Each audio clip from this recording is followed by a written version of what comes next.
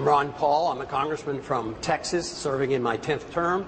I am the champion of the Constitution.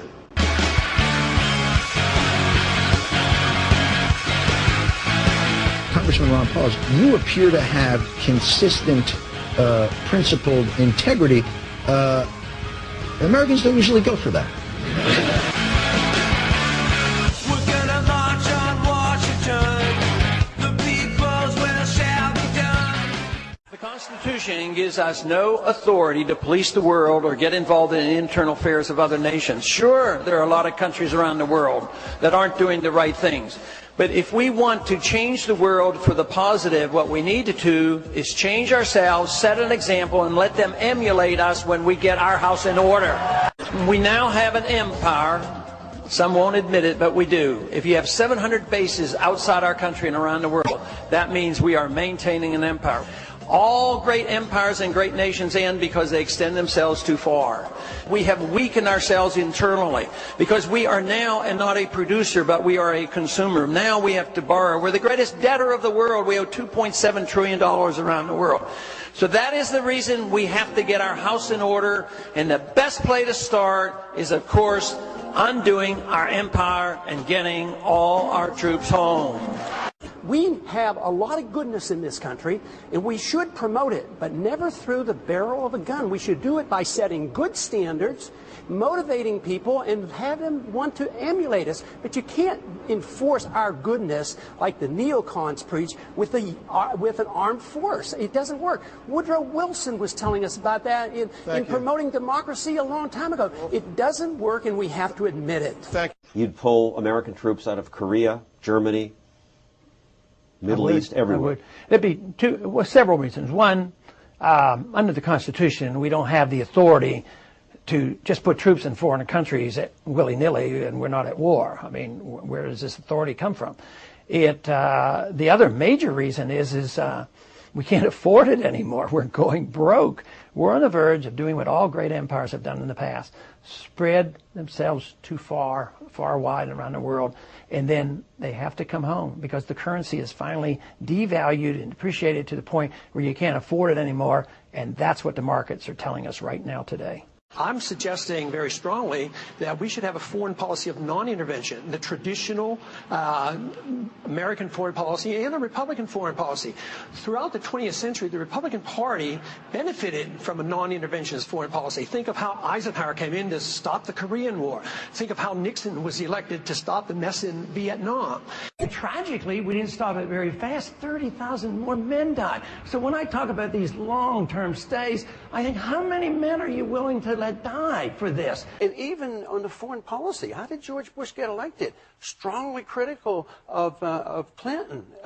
Nation building and policing the world. And he changed his tune. And now we are fighting a war, and our foreign operations around the world to maintain our empire is now approaching $1 trillion a year. That's where the money's going, and that's where it has to be cut so we can take care of education and medical cares that are needed here in this country. The world doesn't need a policeman.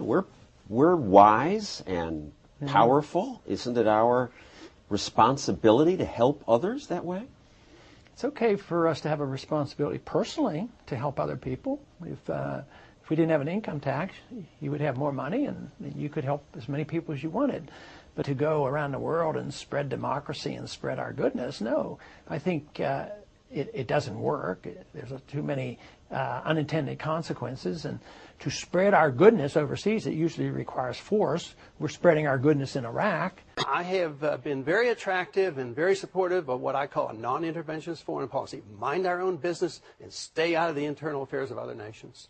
You sort of mentioned the concept of foreign entanglements, sort of George Washington's reference when he was departing his presidency. Clearly that's part of the constitutionalist philosophy. Your attitude towards doing business with other countries, China, the Middle East, the Paul administration is leave them be, let them get their own houses in order, and what should the tenor of U.S. relationships be in the international community? We should permit trade as fast as possible and evenly as possible. I want low tariffs. Tariffs are taxes, and it doesn't tax the wealthy. It taxes the poor person who would like to buy cheap products. We have a foreign policy where we blow up bridges overseas, and then we tax the people to go over and rebuild the bridges overseas, and our bridges are falling down, and our infrastructure is falling down. So yes, this money should be spent back here at home. We have $1 trillion foreign operation to operate our empire. That's where the money is. You can't keep borrowing from China. You can't keep printing the money. We have to cut some spending. That's what nobody here talks about. So I'd save hundreds, maybe $500 billion, you could say, have a stronger national defense, have the money to cut some of the deficit down. You know, the country's in bankruptcy, and when I listen to this argument, I mean, I find it rather silly because they're arguing technicalities of a policy they both agree with. They agreed going in, agreed for staying how many years, and these are technicalities. We should be debating foreign policy, whether we should have interventionism or non-interventionism, whether we should be defending this country or whether we should be the policeman of the world, whether we should be, you know, running our empire or not. And you're talking about these technicalities about who said what, when? I think it's been known for quite a few decades that our foreign policy has what the CIA calls blowback. It has unintended consequences. You can go back to 1953 when we put the Shah into power. Yes, there was blowback. The reaction to that was the taking of our hostages. Us supporting Osama bin Laden and radicalizing the Islamics to go after the Soviets, and that comes back as blowback. Our support for Saddam Hussein in the 1980s. And this comes back to haunt us. And if we ignore that at our own risk. That if we think that we can do what we want around the world and not incite hatred, then we have a problem. But the big question I remember was, why do they hate us? Remember that?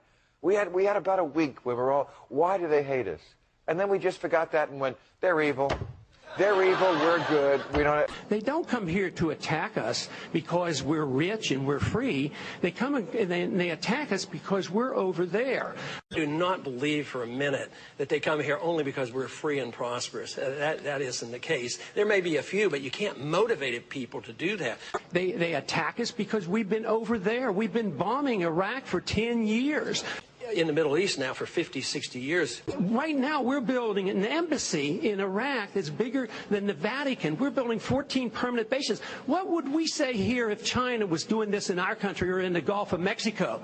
You know, if somebody did that to us, we'd be pretty annoyed. Or if the Chinese had military bases on our land or said that they came here to protect their oil, the American people would be pretty outraged. Republicans and Democrats would be joining together. You know? We need to look at what we do from the perspective of what would happen if somebody else did it to us.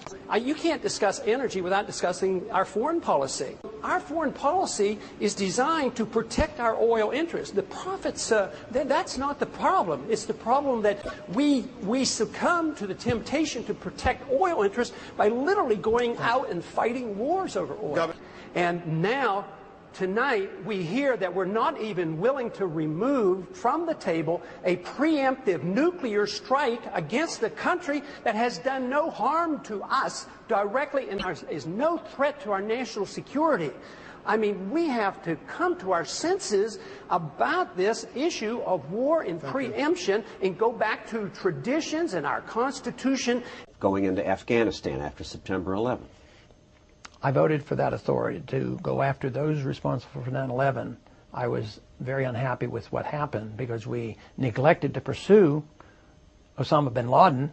We didn't pursue. But we were justified because he was there. He was supported by that country. And they committed a violent act. But that did not mean that they had the authority to occupy and try to transform Afghanistan, which is a problem that has not gone away yet. It's going to be growing. That is a perpetual problem for us because we did not do what we were supposed to do. Stand up and listen, a true patriot's vision. This war of attrition now, we'll keep on marching on.